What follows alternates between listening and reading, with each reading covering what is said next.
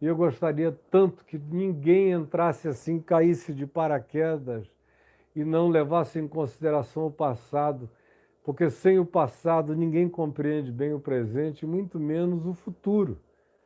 Então, não negligencie o que você não assistiu. Vá, pegue tudo, comece e faça.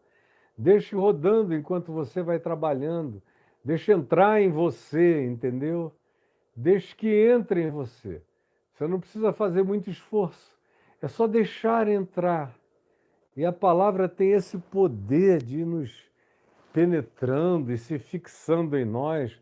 É uma semente espiritual que vinga, que brota, que põe raiz, que cresce, que floresce e frutifica no ser da gente. Isso é inevitável. Então faça isso. E a gente chegou aqui nas bem-aventuranças, assim chamadas, ou botando um sinônimo, nas felicidades. As felicidades segundo Jesus. É isso que ele está ensinando. Qual as marcas ou quais as marcas da felicidade de acordo com o reino de Deus, com o Evangelho? O que na mente de Cristo Jesus significa ser feliz. E a gente já viu que isso começa com uma palavra que designa felicidade espiritual, a palavra Macários, bem-aventurados. E a gente já andou por aqui, eu já falei sobre os humildes, expliquei esse significado, por que que deles é o reino dos céus. São essas pessoas abertas para tudo que vem de Deus, são completamente ensináveis, não têm teto, não param de crescer. Portanto, delas são todas as dimensões do reino de Deus, do reino dos céus, das camadas e camadas de dimensões, percepções, de moradas de compreensão que nos estão disponibilizadas a todos nós. Enquanto o pessoal ainda está chegando, e está chegando rápido, graças a Deus, e vai chegar logo, eu só quero pedir que você vá entrando e colocando o seu dedinho aí no like, deixando logo a sua digital. E se você já chegou por aqui, mas ainda não se inscreveu no canal, é uma dedada. Aperte aí, clique no sininho para você ser chamado sempre e todos os dias. Bom, isto dito, vamos em frente, vamos adiante. Eu só vou molhar aqui a garganta um pouquinho. Hum, coisa boa, graças a Deus. Fresquinho, delicioso. E esse meu óculos, conquanto eu não tire ele aqui desse gabinete, que quando eu não estou aqui dentro, e mesmo quando eu estou, ele está sempre fechado, mas todo dia eu tenho que limpar porque ele suja, a lente suja. Então, em Mateus, no capítulo 5, Jesus, vendo as multidões que estavam presentes, subiu a um monte, tem muitos montes e planuras ali, como eu já expliquei, e se assentou, como ensinavam os rabinos dos dias dele, em geral, era de maneira assentada. Então, além da multidão que o cercava, os discípulos, aqueles que ele já vinha chamando pelo nome para estarem com ele dia e noite, se acercaram bem juntinho. Então, os discípulos no imediato e as multidões alguns metros à volta. E as multidões só cresciam e cresciam. E ele, diante desse público, passou a ensinar a todo mundo, aos discípulos que estavam bem perto e às multidões. E era uma planura de descida, de modo que, inevitavelmente, isso aqui não foi um episódio de 10 minutos, porque se eu lesse o Sermão do Monte inteiro, como eu disse ontem, isso varia entre 8 e 10 minutos de leitura escorreita. Mas não, a gente vê esses mesmos princípios espalhados nos evangelhos sinóticos de Marcos e de Lucas, em lugares diferentes, em contextos diferentes, em situações diferentes, mostrando que, de vez em quando, em lugares de geografias e circunstâncias distintas, Jesus ensinou esses mesmos princípios para diversos grupos. E aqui Mateus faz esse ajuntamento na sequência de provavelmente um acampamento mais significativo que houve ali na Galileia, durou 3, 4 dias. E foi uma sequência de ensinos, onde Jesus andou no meio da multidão, aplicou o que ele estava dizendo, ouviu perguntas, respondeu e fez os aplicativos pertinentes. E aí nós já vimos os humildes de espírito e o que para Jesus isso significa. Já vimos no dia de ontem os bem-aventurados, os felizes, os macários, solidários, que são os que choram, os que se importam, os que têm coração para a dor do outro, do próximo, a partir dos mais próximos ao próximo mais distante, porque eles serão consolados. Não só os que recebem o seu aconchego, o seu amor são consolados, mas você que manifesta essa atitude é sobressalentemente e excelentemente consolado, com uma consolação inexplicável. Você se solidariza, você se importa, você se envolve, você se dá, você se entrega, você ajuda, você desvia o seu caminho para andar uma milha além ou duas, para colocar alguém num lugar seguro e depois prosseguir a sua jornada. Mas conquanto isso tenha demandado e tenha exigido de você tempo, energia, força, investimento, recurso, quem vai adiante, tomado por uma inexplicável consolação, por uma felicidade que não gargalha, mas que carrega um gozo estranho, divino no coração, é você. É você e são todos aqueles que assim agem. Tem gente aqui que já faz 50 anos isso todo dia. É muito difícil um dia em que não chore por alguém, ou não sinta dor por alguém ou por alguns. Muito difícil, é quase impossível. Os meus dias são regados a lágrimas de outros. As pessoas quase nunca me procuram para querer compartilhar alguma coisa maravilhosa e fazer parte de alguma coisa linda. Tem alguns, mas a maioria, obviamente, procura uma pessoa como eu quando está doendo, quando o sofrimento é grande, quando o luto é absurdo, quando a angústia é inominável. Aí, como eu já passei por tantos perrengues e todo mundo sabe, estou aqui, nunca me auto-vitimei, nunca parei, nunca tirei férias, continuei estendendo a mão, mesmo com a minha toda esfolada, eu nunca encolhi do meu próximo, nem escondi o meu rosto do meu semelhante, e as pessoas sabem disso, procuram, confiam. Então, todo dia eu sou regado com lágrimas.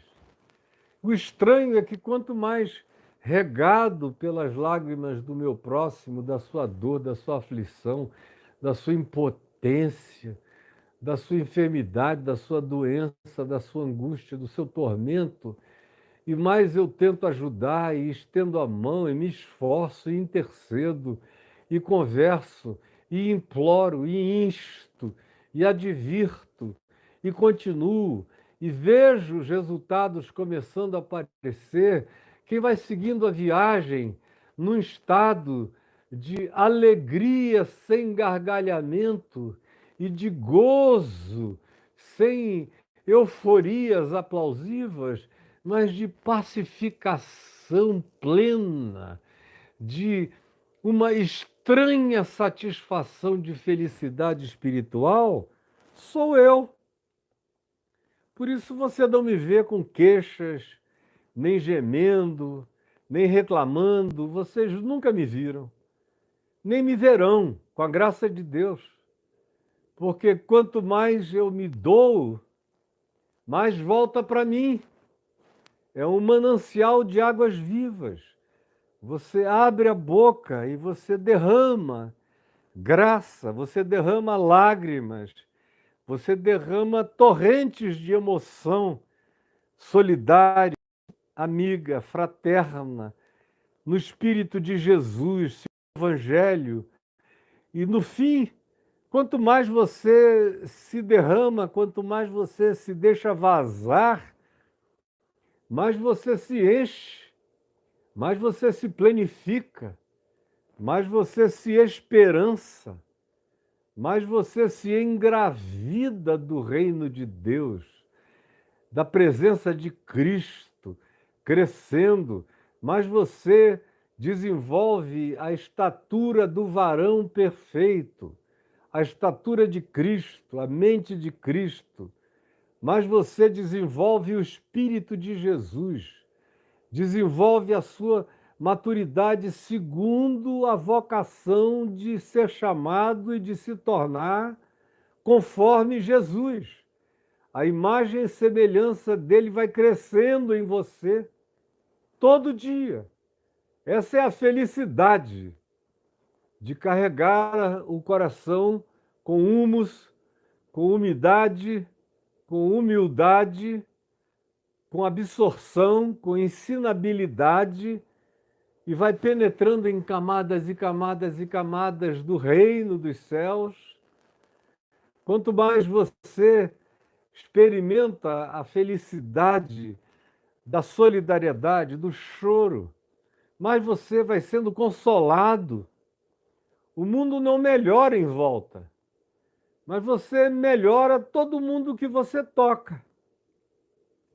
E enquanto você vai melhorando todos os que você toca, todos os que você toca com a mão, todos os que você toca com o olhar, todos os que você toca com a palavra, todos os que você toca com gestos, quanto mais você toca e é tocado na mesma medida, mais caminhantemente consolado você segue na jornada.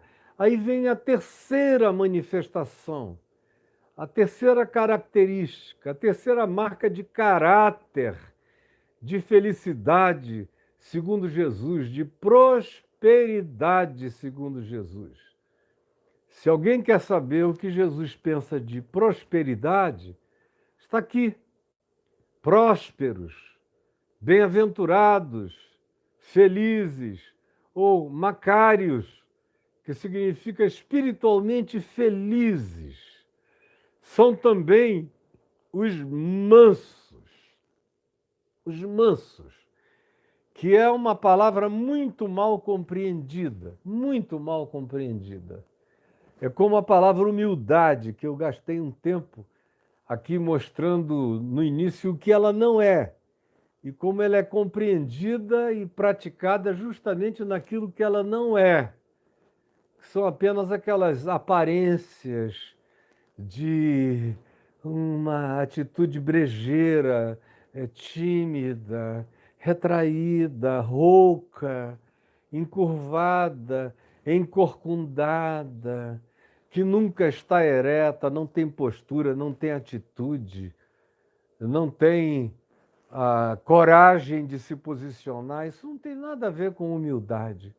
Eu já expliquei, quem quiser saber, vá lá e veja. Foram 2 ou 3 aulas sobre humildade, 2 com certeza. Mas eu expliquei no início logo o que não é. E mansidão é a mesma coisa, é preciso dizer o que mansidão não é. Tem gente que pensa que ser manso é aquele cara que se encolhe diante de tudo e de todos. É o que nunca levanta a voz. É o indivíduo que não tem nada a dizer porque ele não quer problemas com ninguém. Esse aí não é o manso. Esse aí frequentemente é o covarde. Esse aí é simplesmente um preguiçoso relacional. Ou é alguém que se omite, é um omisso, quanto mais, é um omisso inveterado. Ou é uma pessoa que resolve fazer uma média ponderada na tentativa de agradar a todos. É como dizia o já falecido ex-governador Leonel Brizola, me falou uma vez que ele não confiava numa determinada pessoa e preferia uma outra, que era um pouco mais agressiva. E eu falei, por quê? E ele disse, é porque esse, que é mais agressivo, tem alça. A gente sabe quem ele é e onde a gente pega. O outro não, é liso, liso, liso. Dá a impressão sempre que está tudo bem, mas eu já vi que nem sempre está. E tem muita gente que adota essa postura. E nas igrejas, o manso, que antigamente era alguém venerado, hoje em dia é difícil você encontrar o manso verdadeiro na igreja. Você ainda encontra, nessa era da histrionidade, onde todo mundo grita, pula, roda, esbraveja, dança, vira peão, se joga no chão, tem ataque histérico, agride, prega mandando todo mundo ir a... Bem-vindo ao clube, seu filho da... Pregadores estão aí enchendo os templos de palavrão, de torpeza e de baixarias, como você não vê em nenhum programa de TV aberta, nem de madrugada. Você encontra nos púlpitos de muitas igrejas, especialmente essas pastoreadas por pastores mais jovens, chegam lá cobertos de tatuagem e com todo tipo de bracelete, braçadeira, e isso e aquilo, com postura de malandro, andando para lá e para cá, palavrões para todo lado. É isso que vai crescendo. Mas nos lugares onde existem alguns supostos mansos, ainda assim, a mansidão é praticada de maneira equivocada, hipócrita, externa, não tem nada a ver com o significado real de mansidão, que é um mandamento para todos nós, para quem quer ser feliz. Eu quero ser feliz. Eu sou feliz. Eu não deixarei de ser feliz nem um dia da minha vida, como eu não deixei, nem nos piores dias da minha vida. Eu já tive dias assombrosos, horrorosos, que com palavras não dá para descrever. Muitos dias. Como diz o livro de Eclesiastes, quando manda a gente se alegrar em todos os dias de luz, porque os dias de trevas serão muitos, infalivelmente. E a gente precisa atravessar esses dias escuros com toda a alegria ultra circunstancial que a gente só adquire na experiência com o Espírito de Cristo vivendo em nós. E, sobretudo, por causa da prática do Evangelho, da prática. Quando você vai praticando, você vai ganhando musculatura espiritual. Quando você vai aprendendo o que é ser humilde de espírito e vai praticando, isso vai se transformando numa musculatura no espírito, na mente. Isso vira sinal neural, isso muda seus sentimentos, suas atitudes, muda seu comportamento, porque, antes de tudo, muda seu caráter. E mudam-se os paradigmas mentais. A mesma coisa é com a solidariedade. É um desenvolvimento, é um crescimento que vai te encher no final dessa alegria consolada, que não tem remédio que produza, que não tem calmante que realize, e não tem dinheiro em conta nenhuma que gere isso como alegria pacificada, sem ansiedade, resolvida e resoluta no seu coração. E agora vem os mansos, que não são os encolhidos, não são os acovardados, não são os amedrontados, não são os omissos, não são os que dizem vou fingir que nem vi, não é nem comigo. Nada na vida é comigo. Até comigo eu vou fingir que não é. E vou andando. Não quero saber. Cada um que se resolva. Cada um que resolva seus próprios problemas. Pode ser minha mulher, pode ser meu marido, pode ser meu filho, pode ser meu pai, minha mãe, pode ser meu sobrinho. Já basta eu. Eu cuido de mim mesmo e olhe lá. Agora, não tenho condições de olhar para mais ninguém, para me envolver em nada, para diminuir as implicações de coisa alguma, para ser anteparo, para ser proteção, para ser arrimo, para ser um escudo, para ser um desvio daquilo que seria mal para quem eu conheço, é meu próximo, ou eu não conheço, mas é meu próximo, e eu posso evitar, ajudar, eu posso tirar isso da direção dele e livrá-lo de um agravo, mas eu não vou fazer, porque eu sou manso. Eu sou manso. E eu sou humilde de coração. Quem disse que era manso e humilde de coração, sendo de fato o único manso e o único humilde de coração, foi Jesus, aqui em Mateus, no capítulo 11. Aprendei de mim, porque eu sou manso e humilde de coração. Aprendei de mim, porque eu sou manso e humilde de coração. E é com ele que a gente aprendeu o significado de humildade, porque não é com um jogo de palavras, nem estudando o grego clássico, nem as outras expressões da literatura grega, filosófica ou de qualquer outra natureza, que eu vou saber o significado de humildade. Não é um estudo filológico, é um estudo da vida de Jesus. É em Jesus que eu aprendo o que é ser humilde de espírito. É com ele que é humilde e manso. É com Jesus que eu aprendo o que é ser manso. E eu encontro uma pessoa assim, encolhida, encurvada, com um tapume no rosto, se desviando daqui para acolá. Quem é o manso dos mansos? Se eu sei que é Jesus, como é que eu vejo a mansidão de Jesus? É como omissão? É como desvio da realidade?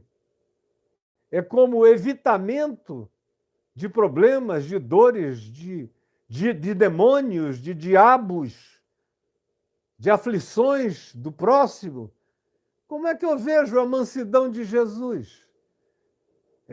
Ouvindo dizer que tem um centurião ali, ele diz, não, então vamos nos desviar para cá, porque romano é perigoso. Como é que eu vejo a mansidão de Jesus? É fugindo de fariseus persecutórios?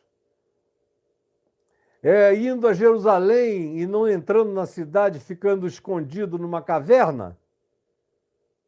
É não entrando no templo porque podia ser perigoso?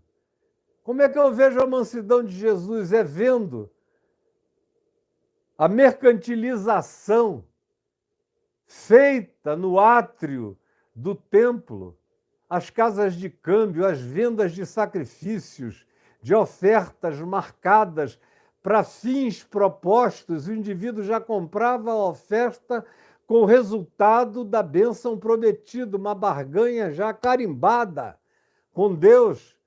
E ele faz o quê? Ele olha e diz, ai, que peninha, e vai embora. Como é que eu vejo a mansidão de Jesus? É dizendo, aí vem o príncipe deste mundo, vamos dar o fora daqui, saída pela direita? Como é que eu vejo a mansidão de Jesus? É dizendo, eu vou para Jerusalém, e se eu for lá, vão me matar, vão me prender, vão me torturar, vão me vilipendiar, e no fim vão me crucificar. Então, portanto, retiremo-nos daqui. Vamos aceitar o convite dos gregos, que chegou a ele lá em João 12, para se mudar para Edessa e viver vida longa sob a proteção real, para não ser bulinado, para não sofrer o bullying mortal dos fanáticos da religião judaica. É assim que a gente vê a mansidão de Jesus? Como é a mansidão de Jesus? Eu não aprendo mansidão com Paulo, não aprendo. Num certo sentido, eu já falei aqui, ninguém me entenda mal, meu pai, na minha experiência, se tornou um homem muito mais manso do que Paulo. Eu leio algumas coisas de Paulo em algumas cartas dele, que meu pai não teria coragem de escrever jamais. Papai iria dizer, isso aqui não é maduro. Meu irmão Paulo, não, isso aqui você vai se arrepender de ter dito isso. De dizer, vamos entregar a Satanás para a destruição da carne. Você só está zangado agora, desprezado, se sentindo rejeitado. Ore alguns dias em cima disso que você vai mudar de sentimento. Dificilmente ele iria ter uma arenga com um colega de ministério como Barnabé, tão intensa que cada um teve que ir para um lado. Com certeza eu sei o que meu pai faria, como é o que com ele eu tenho tentado fazer e aprendido a fazer e tentado praticar. Com clareza, com franqueza, com amizade sincera, sem tapumes, sem máscaras, com os mesmos olhos, falando sempre sem sincericídio, mas com sinceridade e sabedoria, e frequentemente dormindo uma noite, 2 noites, 3 noites, muitas noites em silêncio, em oração, mesmo nas maiores tristezas, para evitar aquilo que pode se tornar uma fratura desnecessária, ou que leve anos e anos e anos para ser curada, ou quem sabe, talvez jamais. Então eu não aprendo mansidão com Paulo, muito menos com Pedro. Aprender a mansidão de Pedro. Pedro foi aprender mansidão velho. O próprio João, que a gente leu o evangelho dele, tão cheio de amor, Deus amou o mundo, não tem um evangelho mais carregado de amor, mas também em nenhum outro evangelho sai da boca de Jesus denúncias tão fortes como vós sois do diabo, que é o vosso pai, e quereis satisfazer-lhe os desejos. Afirmações veementes, como a gente lê em João 6, João 7, João 8, João 9, são expressões fortes. Ou a gente lê a primeira epístola de João, Deus é amor, Deus é amor, Deus é amor, aquele que ama é de Deus, é nascido de Deus, conhece a Deus, porque Deus é amor.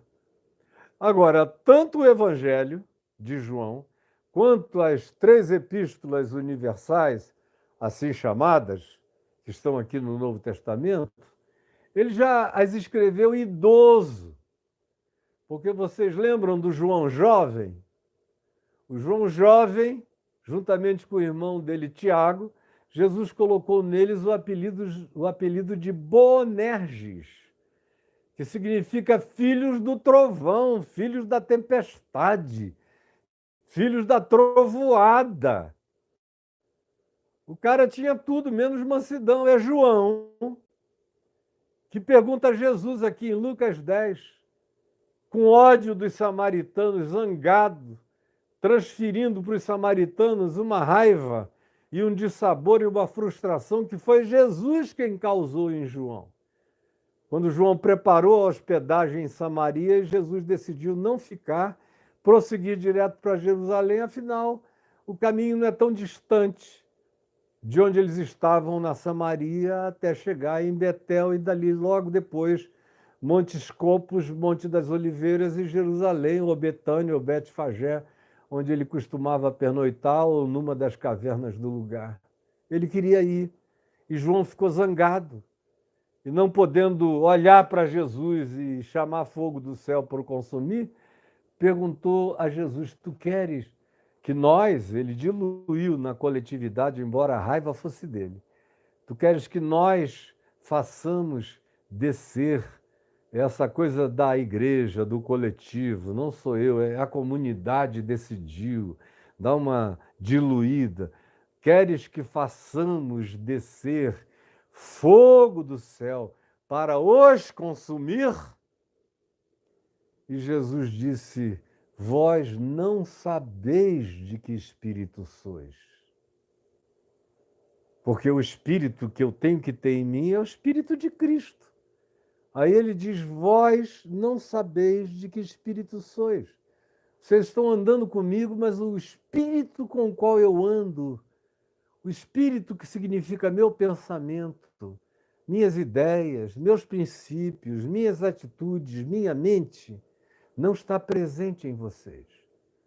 Vocês são carnais, grosseiros, toscos, vingativos, tem tudo na epiderme, pouca coisa desceu e se instalou e se enraizou nas dimensões mais profundas e que precisam ser dominadas do ser. Vocês não sabem ainda qual é o espírito do Evangelho, embora vocês sejam os que andem comigo de dia e de noite, mas não entenderam nada ainda. Aí ele explica qual é o espírito dele, Jesus, e que deve ser o espírito a haver no coração dos discípulos. Ele disse, pois, após dizer, vós não sabeis de que espírito sois, ele diz, pois, ou porque o Filho do Homem não veio para destruir as vidas humanas, mas sim para salvá-las. Esse é o espírito da caminhada, esse é o espírito da jornada.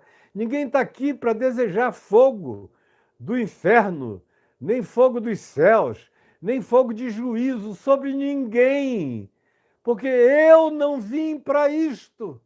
Eu vim para salvar, eu vim para estender a mão, eu vim para passar por cima, eu vim para fazer propiciação, eu vim para fazer cobertura, eu vim para cobrir com graça, eu vim para cobrir a todos, não só vocês, mas o mundo inteiro. E vocês não entenderam ainda. Pois bem, quem está dizendo isso é aquele que disse, aprendei de mim, pois eu sou manso. Eu sou manso. Eu sou manso enfrentando o diabo. Eu sou manso expulsando os cambistas do templo. Eu sou manso encarando a horda de fariseus hipócritas e chamando-os de filhos do inferno, fabricantes de filhos do inferno, gente que parece que não quer se perder sozinha e vive fazendo catequeses do ódio sobre a alma das outras pessoas, para que elas se tornem piores do que eles mesmos. Ele é o manso que não foge de ninguém. Ele evita em determinados momentos circunstâncias desnecessárias, mas ele não entra em fuga e em evasão jamais. Você nunca vai ler e Jesus saiu correndo. Você lê Jesus olhando para eles, passou no meio de todos e se retirou, olhando na cara de cada um. Mas nunca em fuga, em evasão. No máximo, ele diz, quando alguém afirma, os judeus estão vindo, eles querem te prender. Ele diz, então vamos seguir para outro lugar. Nós temos muita coisa para fazer e ainda não é chegada a minha hora. Quando é chegada a hora dele, ele mesmo anda na direção da cruz, na direção do Calvário, na direção do Sinédrio, na direção dos juízes. Ele mesmo vai. Ele não precisa ser procurado. Ele mesmo se apresenta. Ele se entrega. Ele escolhe o dia e a hora. Ele é o manso que diz: a minha vida ninguém a tira de mim. Pelo contrário, eu espontaneamente a dou. Esse é o princípio da mansidão de Jesus. É uma mansidão carregada de coragem, de autodeterminação, de sinceridade, de sabedoria, de escolha dos melhores tempos, das melhores horas. Ele decide quando. Essa mansidão de Jesus é, antes de tudo, um poder de escolha. É, antes de tudo, um poder de prática livre da sabedoria. É, antes de tudo, uma escolha estratégica de comportamento e de posicionamento na vida, no mundo, de acordo com o tempo, a hora e as circunstâncias. Ele é o manso, ele é o humilde. É com ele que eu quero aprender a ser manso. É com ele que eu quero desenvolver esse caráter, que eu quero ter essa força autocontrolada. E aí a expressão grega usada aqui para descrever mansidão é útil, quando ela define que o manso aqui não é aquele ser que nasceu com incapacidade de agressividade. Não.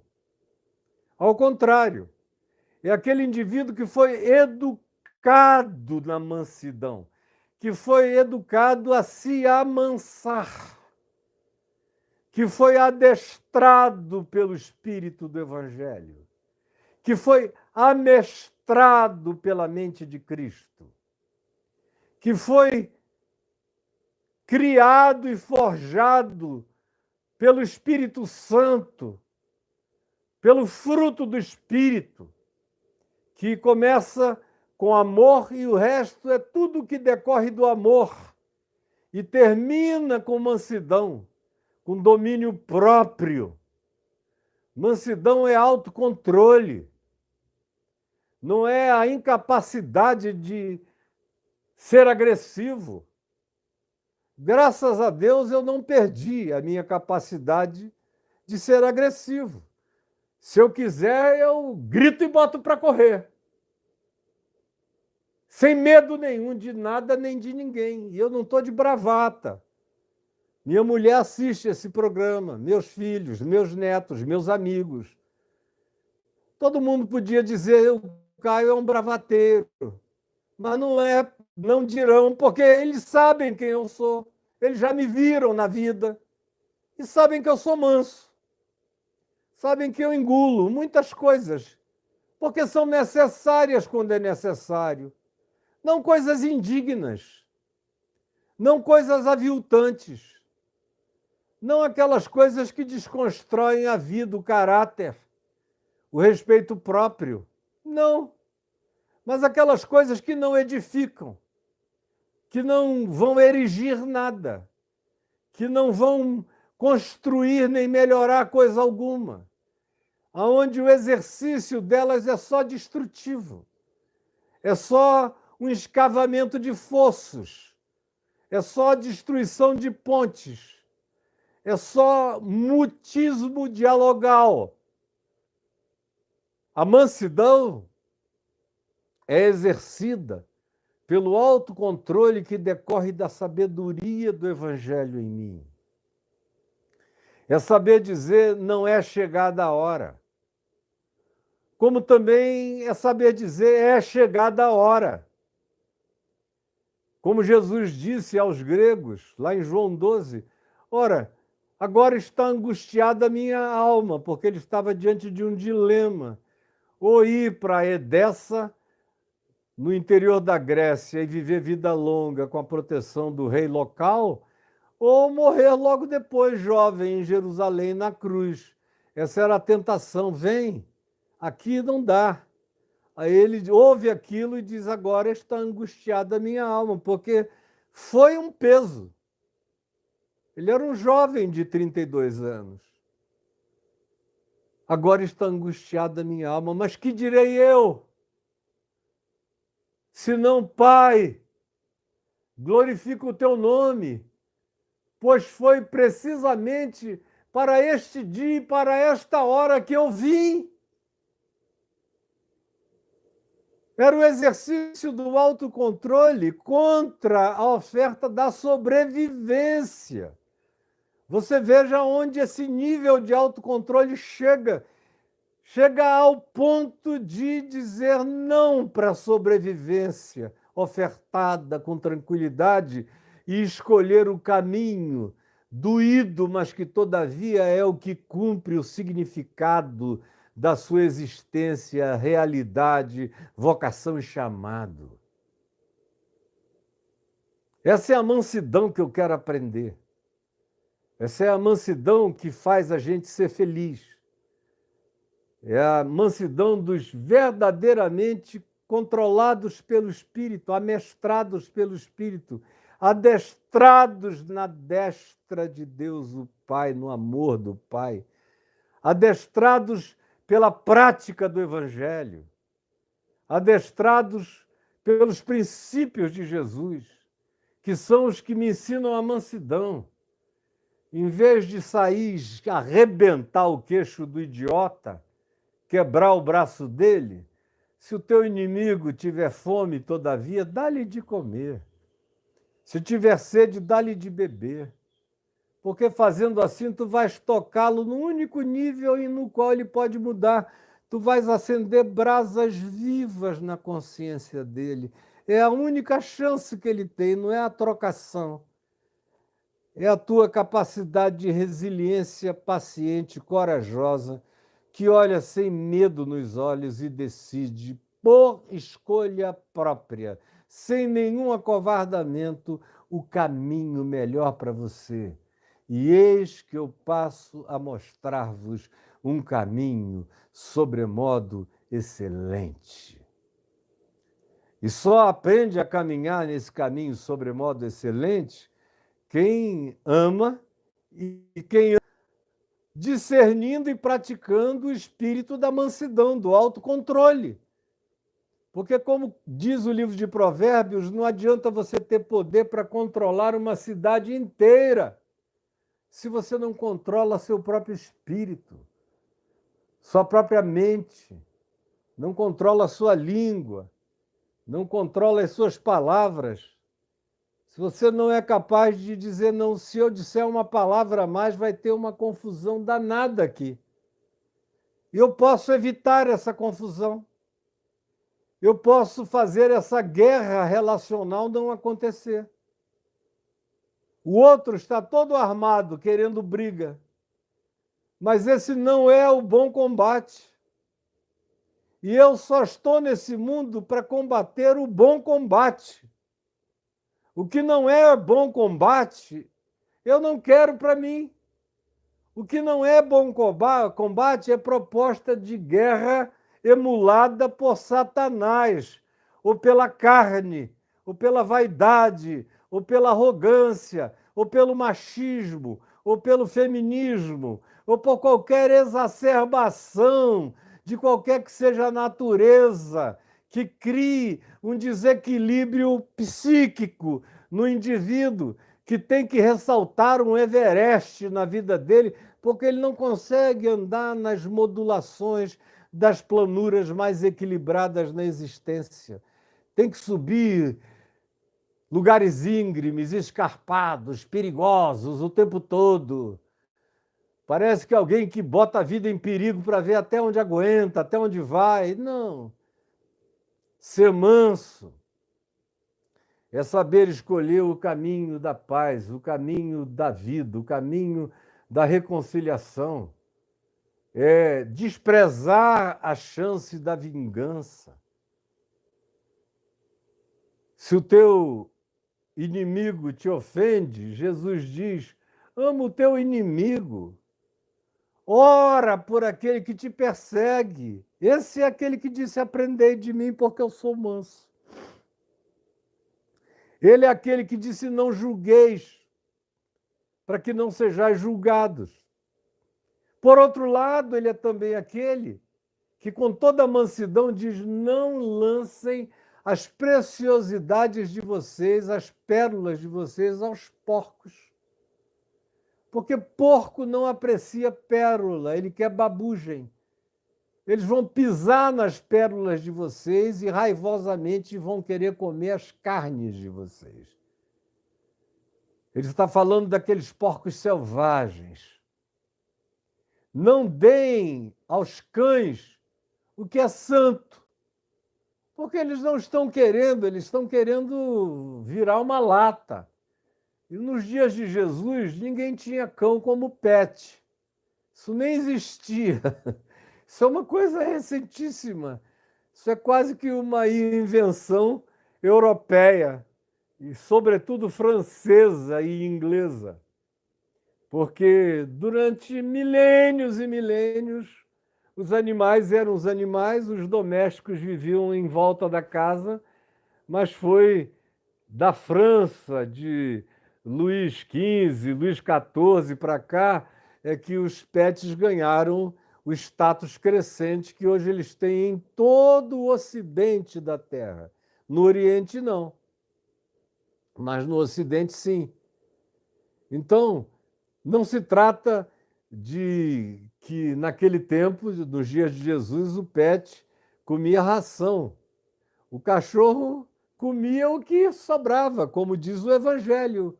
Os cachorrinhos debaixo da mesa comem das migalhas dos seus donos. Portanto, não deis aos cães o que é precioso.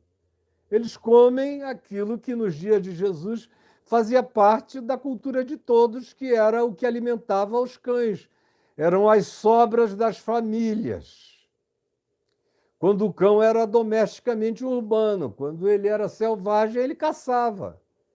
Então Jesus diz: saibam o que dar e o que não dar. Isso não é nenhum espírito de julgamento, isso é sabedoria, isto é discernimento, isso é o acautelamento do espírito, da alma, da mente. Isso é saber desenvolver reservas pessoais. É não se deixar julgar pela opinião de terceiros. A maioria das pessoas faz coisas que nem queria fazer só porque tem gente vendo. Toda hora eu ouço alguém dizendo: não, aí eu tive que fazer porque o que queriam pensar de mim, não é? Aí o que você ouve é que o cara foi e fez uma besteira louca por causa do que iriam pensar dele. Aí ele faz algo pior do que o que dele pensariam. Porque não tem um pingo de autocontrole, de sabedoria, de discernimento. Não sabe respirar 10 vezes, 50 vezes, 100 vezes. Pedir licença, se retirar. Desculpa, com licença, eu tenho outras coisas a fazer, e se retira.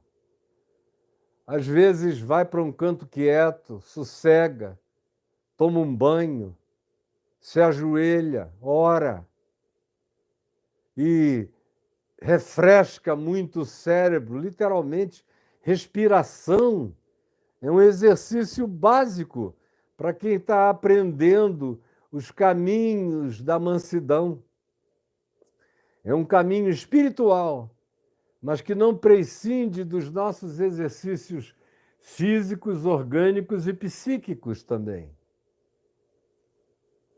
A gente tem que aprender a reunir todos os calmantes naturais para aplicá-los à nossa decisão de autocontrole de autogestão. Eu vejo os coaches ensinando gestão disso, daquilo outro, tudo para fora. Mas autocontrole, autogestão, que evita a besteira. Outro dia eu vi um vídeo de um coach saindo no tapa com um cara, porque ele falou uma barbaridade, disse para o cara que o cara era um frouxo, era um covarde, por isso que a tua mulher te deixou, porque você é um frouxo, um covarde. E o cara dizendo, não me chama disso, não me chama disso, não sou frouxo, não. Tinha umas centenas de pessoas na sala. Até que o cara perdeu a paciência e partiu para cima. E botou o cara para baixo, aí eu vi, ele tinha uma noçãozinha de jiu-jitsu, patolou o cara aqui, começou a falar no ouvido dele, dizendo palavras do tipo, certamente eu só estou dizendo isso para te ajudar, para te acalmar, era isso que eu queria, era essa reação, porque você precisa aprender a liberar sua raiva, a liberar sua zanga, a liberar sua ira, era isso, mas eu não queria outra coisa, vamos parar, você já alcançou, você já entendeu, aí o outro cara, com vontade de continuar batendo, levantou, sim, muito sem graça, deixou o outro fazer de conta que tinha ganho a parada e foi mais manso do que o coach. Porque tudo que não se ensina fora do evangelho e do espírito da sabedoria é, de fato, o autocontrole e a mansidão. Não adianta você ganhar milhões ou bilhões ou saber fazer gestão de uma quantidade enorme de empresas se você não consegue controlar suas emoções, seu coração, dentro de casa. Faz um mês ou dois a gente ouviu do líder de uma grande denominação pentecostal independente no Brasil que a mulher dele veio a público pedindo divórcio, separação, não aguentava mais, porque faz 20 e tantos anos que ela sofre todo tipo de agressão. O cara chega lá, ele é só sorriso para a juventude dele, é só alegria, é só bênção, é só festivais. Mas chega em casa, era só palavrão, sua porca, sua burra, você não sabe de nada, sai daqui, você é vexaminosa, horrorosa, quase que enfiava a mão, erguia o braço, zangado, com ódio, olhos chamejantes, mas lá atrás daquele púlpito, só delícias. Até que 20 e tantos anos depois a mulher disse, eu não aguento mais. Ele é o gestor desses jovens, desse grupo, dessa denominação, mas dentro de casa ele é o meu carrasco, é o meu verdugo, é o meu juiz iníquo. E depois a própria mãe dela, sogra do cara, gravou um vídeo e veio confirmar aquilo tudo. Aí ele pediu para se afastar, disse que precisava se tratar. 20 e tantos anos depois, ele descobre que precisa se tratar. Quando Paulo diz a Timóteo, na primeira epístola, no capítulo 3, que uma das qualificações do bispo, do pastor, do líder, é que ele seja manso e saiba governar sua casa com mansidão, com brandura, com sabedoria, com admoestação na palavra e com bom senso. Do contrário, fecha a conta, vai se tratar, vai fazer qualquer outra coisa, mas você não tem que estar lá nem aí. E nem aí, se você é um desses que estão me ouvindo agora, sem nenhum espírito de mansidão. Aí vem Jesus e diz, felizes são os que se autocontrolam, são os que se deixam adestrar, amestrar, ensinar, para aprender. Você veja, a mansidão tem que ser humilde de coração. Essas coisas todas vão se encadeando. O humilde de coração é o ensinável. Ninguém aprende mansidão se não for ensinável. Se não tiver a capacidade de ensinabilidade presente no coração, de absorção ensinável. E uma vez que essa humildade, essa capacidade de aprendizagem constante e crescente do Evangelho toma conta de você, você se torna um ser humano mais humano, você se solidariza, você se importa com os outros. Você se coloca no lugar do outro. Se você se coloca no lugar do outro, você já deu um passo também para aprender esse lugar de mansidão. Porque muitas vezes a mansidão tem que ser exercida justamente com você se colocando no lugar do outro. O outro está me dizendo barbaridades. Que se eu for tomar no orgulho, na base da raiva, da zanga, da demonstração de força, da musculatura psicológica ou orgânica, ou de qualquer natureza que você queira, eu vou partir para a agressão. Mas se eu já vier dessa jornada onde eu estou aprendendo o caminho da ensinabilidade, da humildade, o caminho da solidariedade, quando eu encontro o estúpido, eu não olho e não ouço só a estupidez imediata, a fala estúpida imediata. A gente vai aprendendo a dizer, meu Deus, quem é esse cara? Aí, se você não o conhece, você presta atenção um pouco. Ou, no máximo, você diz, por que você está me dizendo isso? E ouve. Ouve. Às vezes, se você conseguir ouvir 30 segundos, 1 minuto, você entende as não razões dele, mas que para ele são as únicas razões que ele tem, porque a cabecinha dele é um negocinho mínimo, mínimo, mínimo, mínimo, mínimo. É um fragmento, é um cérebrozinho de nada, é um coitadinho. E aí você olha e diz, meu Deus, o que eu vou fazer? Ficar aqui nessa trocação é covardia. Aí você se coloca no lugar. Frequentemente, cada vez mais, quando os anos foram passando, passando, passando. No passado, quando eu me converti, eu tomei uma decisão. Podem fazer o que quiserem contra mim, que eu não vou responder. E eu vivi quase 30 anos assim. Aí, depois de 98, 99, eu fiquei tomado de um sentimento de muita raiva por tanta injustiça perversa vindo sobre mim aos milhares, aos milhões. Mas ainda assim eu tentei me controlando. Eu falei, senão eu surto do surto deles. E eu não estou aqui para ficar doente da doença deles. Me ajuda, Senhor. E aí foi quando eu conheci a minha mulher. Ela me ajudou muito também. Não entra porque estão querendo isso de você. Não dá isso para eles. Eu fui recebendo aquilo que eu sabia em mim mesmo, que eu aprendi no Evangelho, eu aprendi com os meus pais, na prática do Evangelho, especialmente na vida do meu pai, que foi o homem mais manso que pessoalmente eu já conheci, e era forte na mansidão dele. E agora eu estava desaprendendo pela raiva.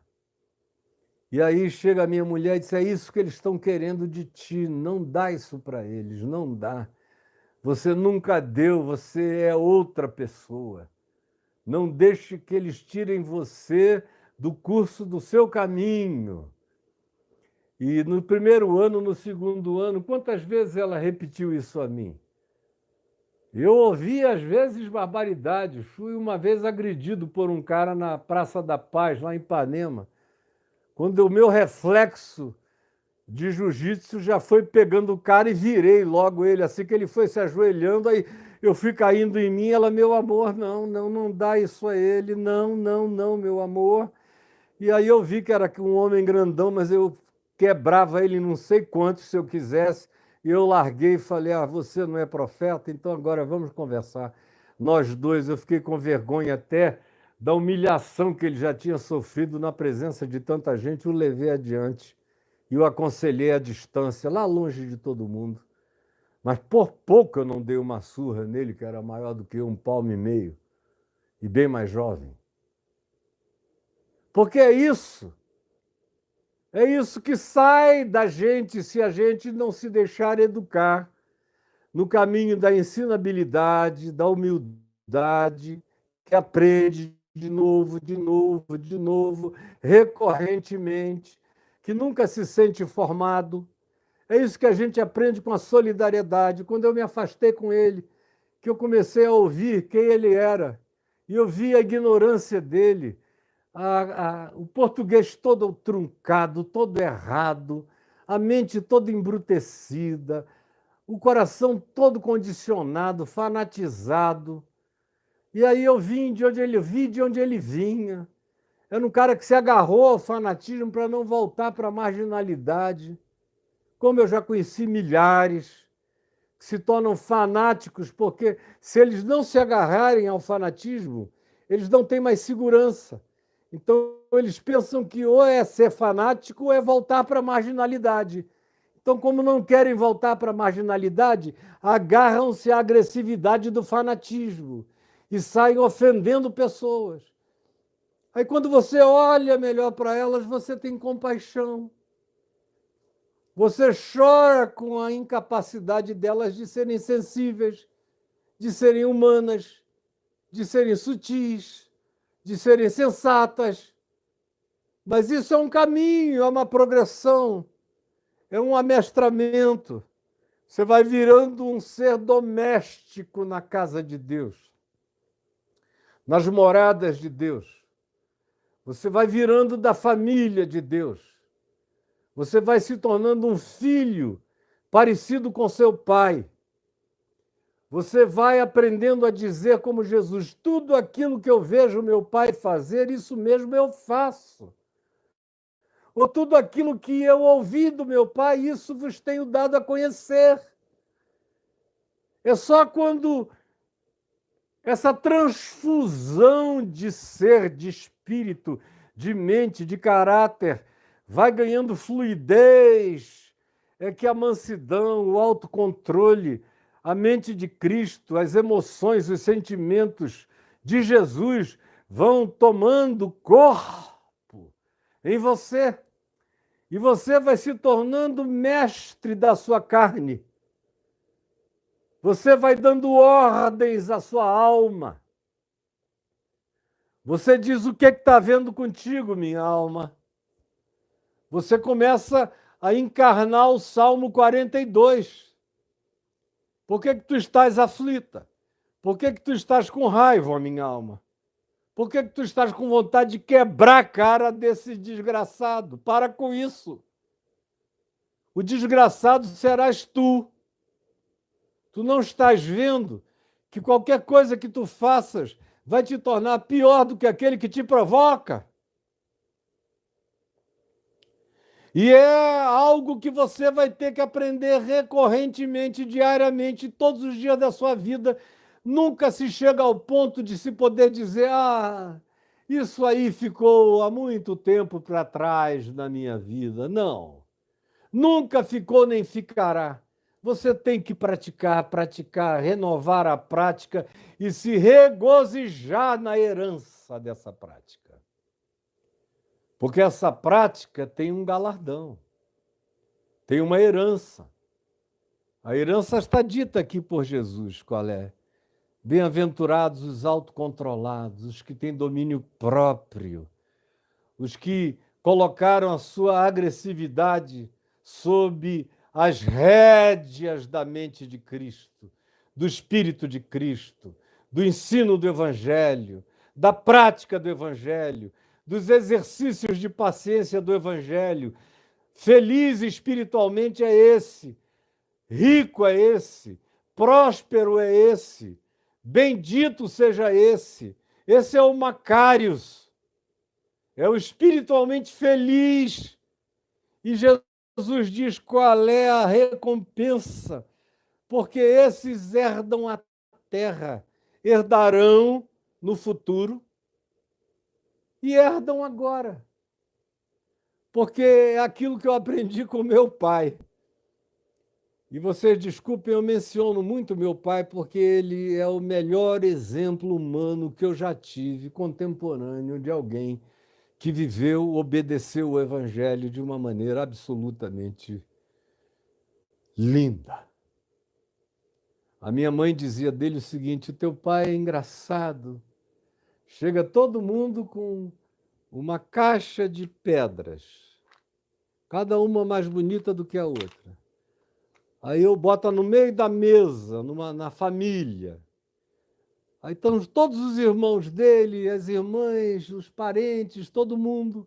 E eu vejo ele ser assim desde que ele era novinho, desde que a gente namorava. Antes mesmo de ele se converter, ele já era assim. Ele não era um homem manso, mas era assim, desse jeito que eu vou falar. Ele deixava todo mundo pegar o que quisesse antes dele. Todo mundo. Veio alguém, pegou essa aqui que é maior, esse disse, essa aqui tem um tom que eu adoro. Aí vem outro, eu adoro preto, liso, desse jeito. Aí vem outro, não, eu quero essa aqui porque é transparente. Aí vão tirando tudo, tudo. No fim ficou nada, nada, nada. Ela disse, no final ficou essa pedrinha aqui. Aí não tinha, ele olhou, deixaram essa aqui lá, ninguém mais quis. Aí ele pega aquela ali que ninguém quis. E ele olha e diz, bom, essa foi a que sobrou, vamos fazer o melhor do que restou. E aí, depois de um ano, as pessoas voltavam lá e viam o que ele tinha feito do que tinha restado. E a maioria tinha até perdido o que tinha preferido. E ele, que não tinha preferido nada, tinha desenvolvido o que tinha sobrado. E o que tinha sobrado tinha se tornado numa coisa completamente linda, que todo mundo dizia, como é que você conseguiu fazer isso, Caio? Eu aprendi com ele, não quero esquecer nunca mais. Eu também nunca me meti na vida a querer ganhar nada. Eu não entro em concurso. Eu nunca ofereci meu nome para concorrer a uma candidatura a nada. Nada. Até quando eu fui eleito presidente da Associação Evangélica Brasileira, eu estava longe, fora do auditório, dando uma entrevista, quando eu soube que eu tinha sido unanimemente aclamado, sem votação, por toda a Assembleia lá dentro, mas eu mesmo não botei meu nome, nem botaria. Nem tinha certeza se era isso que eu queria, na realidade, nem era isso que eu queria. Eu acabei fazendo um sacrifício. Em qualquer outra situação, eu nunca saí, a não ser em relação ao sexo oposto, que eu sempre fui na direção de quem eu queria. Agora, não sendo assim, qualquer outra coisa na vida, eu sempre esperei. Tem gente que gostou mais daquele terreno. Vai lá e pega. Para mim, sobrou uma pirambeira. Daqui a 10 anos, volte. Os terrenos maravilhosos dos outros ficaram lá, flat, sem nada. A minha pirambeira ficou linda. Um jardim regado. Porque é isso que a gente aprende também com a mansidão. É saber que habita na mansidão um poder de herança. Há uma criatividade na mansidão que transforma tudo. Faz com que aquilo que ninguém quis na sua mão se transforme naquilo que todos vão dizer, uau! Porque o manso não despende tempo com guerras, com disputas, com inventários, com brigas. O manso abre mão. O manso sabe que o Pai nosso está conosco todo dia e que, portanto, o pão nosso nos será dado a cada dia. Ele herda a terra. O ambicioso vai querendo criar uma rede de padarias, vem a falir e perde tudo. E o manso continua de pão em pão, herdando a terra, prosseguindo a vida, continuando na sua constância, não se embaraçando nas brigas da perversidade, nas disputas, nas heranças. O meu nome é que tinha que estar na frente. Eu vi meu pai, por exemplo, jejuar dias e dias e dias e dias, meses, até Deus falar com ele que ele deveria voltar para Manaus, saindo do Rio de Janeiro, retornando para Manaus. Construíram os barquinhos e ir pelos rios do Amazonas, pregando o evangelho e ajudando os doentes, fazendo assistência social àqueles que estavam em situação horrível. E ele largou todo o dinheiro que tinha, foi sem nada, dizendo: se tu estás me mandando, provê o milagre. E chegou lá e conseguiu fazer um barquinho pequeno que eu mesmo ajudei a calafetar, ajudei a fazer as obras mortas. Ele foi lá com ele e mais uma outra pessoa para a primeira viagem. Ele, aleijado da perna direita, tinha que subir aqueles barrancos no pranchão. E fez isso, foi. Depois eu me converti. Aí o ministério na igreja cresceu, explodiu, virou a maior igreja presbiteriana do Brasil. Foi crescendo, crescendo, crescendo. Depois eu saí em 81, fui para Niterói. E ele continuou pastoreando, dando sequência àqueles trabalhos todos, inclusive dos barcos. Eu ajudava de longe, com os meus amigos internacionais que começaram a ir visitar e a fazer doações para que barcos grandes fossem comprados, barcos já montados para serem hospitais que levassem dezenas de pessoas. E o aparato está lá, 4, 5 barcos maravilhosos. E não tem nenhum barco no nome dele. Uma vez eu cheguei lá, tinha um barco escrito enorme, o nome de um dos pastores, que é inclusive meu filho na fé, se converteu comigo e com meu pai, e que se tornou auxiliar. Tem lá um barco enorme, um hospital com o nome dele, mas do meu pai nenhum. Porque ele nunca iria dizer nada. Como sugeriram a essa pessoa, que quem sabe podiam botar o nome do barco nele, e meu pai já estava aposentado, ele não teve aquela atitude de dizer: não, isso aqui tudo foi feito por ele, eu só estou dando continuidade. Ele plantou, eu estou regando, e o crescimento vem de Deus. Mas não, ao invés de aproveitar aquela oportunidade de honrar a quem deveria ser honrado, ele tomou a honra para si mesmo. Isso não promove herança. A herança do manso vem pela prática da mansidão. Não é por autopropaganda, por autodivulgação. Às vezes as pessoas enxergam, outras vezes elas têm tanta certeza que você é o pai daquilo, é o promotor daquilo, fez aquilo, que até por raiva, inveja ou disputa, eles querem te abafar, te anular, botar o nome de qualquer um menos o teu. Não tem problema.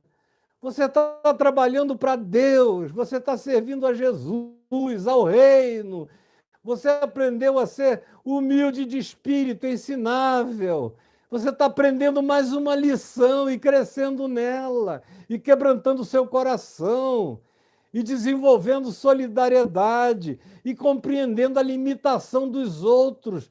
Todo mundo é tão limitado. Mas para você chegar nesse lugar de mansidão, você tem que ter tido essas compreensões, esses pré-entendimentos, e tem que também entender a própria realidade pueril do outro. Porque se você entrar nessa comparação, quem vira pó é você. Quem perde a grandeza da mansidão é você. E eu não quero nem me referir a Moisés, porque no Velho Testamento se diz que Moisés, pelo menos nos dias em que a Torá foi escrita, era o varão mais manso que havia sobre a face da terra. E vocês já viram como Moisés era manso, né?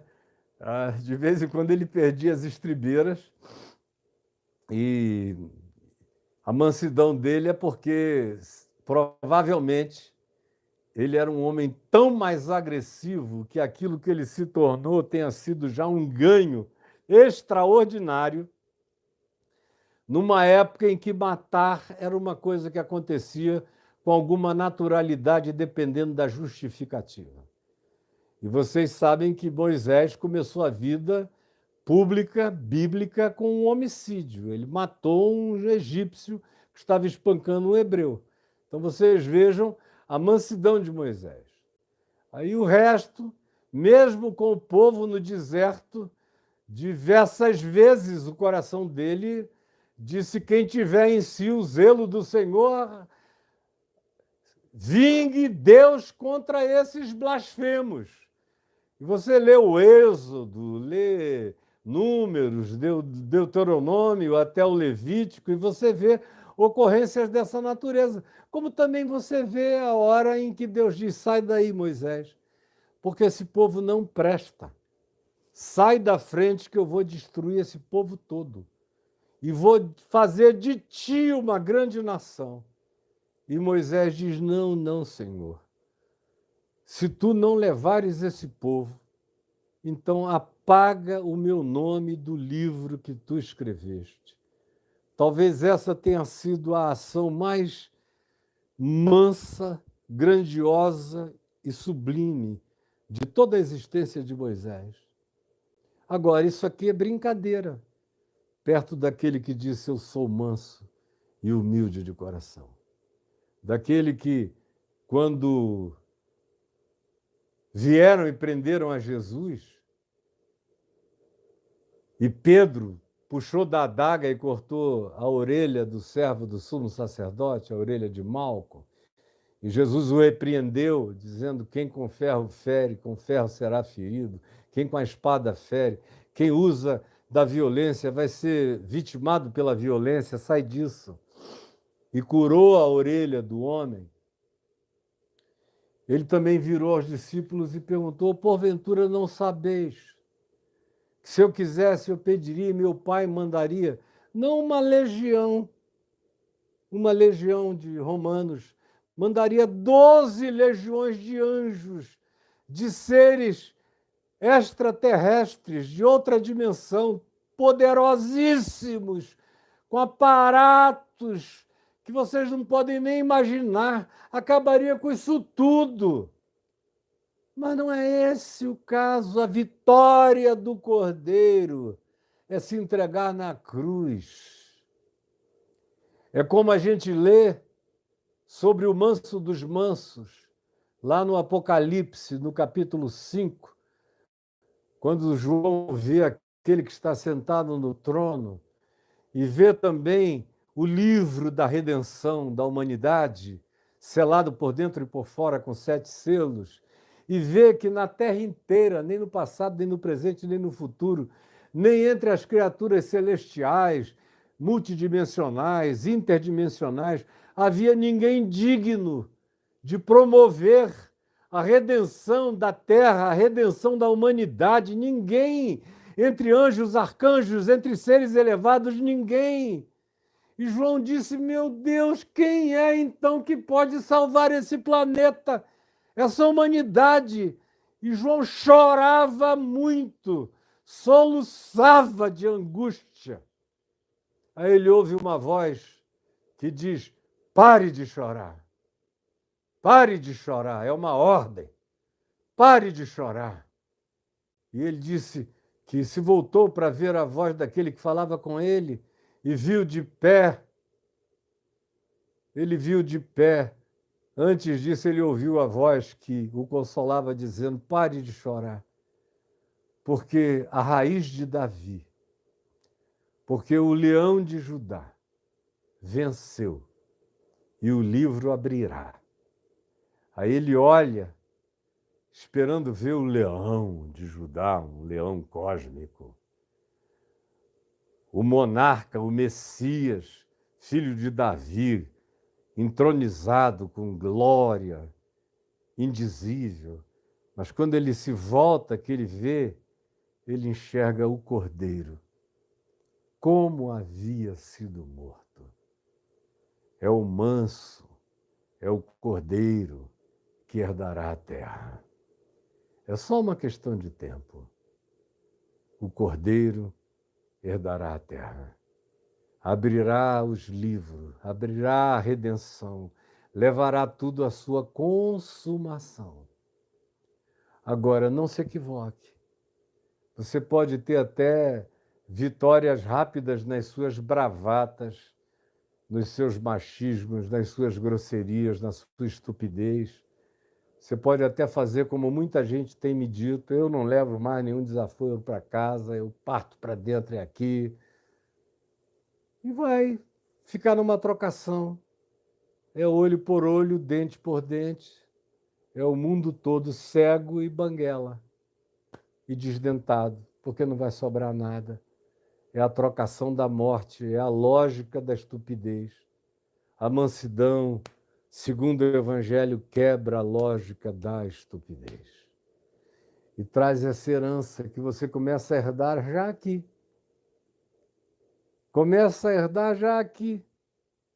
Eu, por exemplo, todo dia eu digo aqui para vocês que eu não tenho nada, mas não me falta coisa alguma. Como disse Paulo, nada tendo, mas possuindo tudo. Essa é a bênção do manso. Nada tendo, mas possuindo tudo. Não possuindo como posse, porém enriquecendo a muitos. Essa é a bênção do manso. É frequentemente afligido, porém consolando a tantos quantos passam no seu caminho. Essa é a herança dos mansos. E como Jesus disse, muitas vezes isso acontece com muitas perseguições. Mas ele disse: não tenham medo, porque vocês, quando forem desprezados até por pai, mãe, parentes, amigos e por todos, não vão perder nada.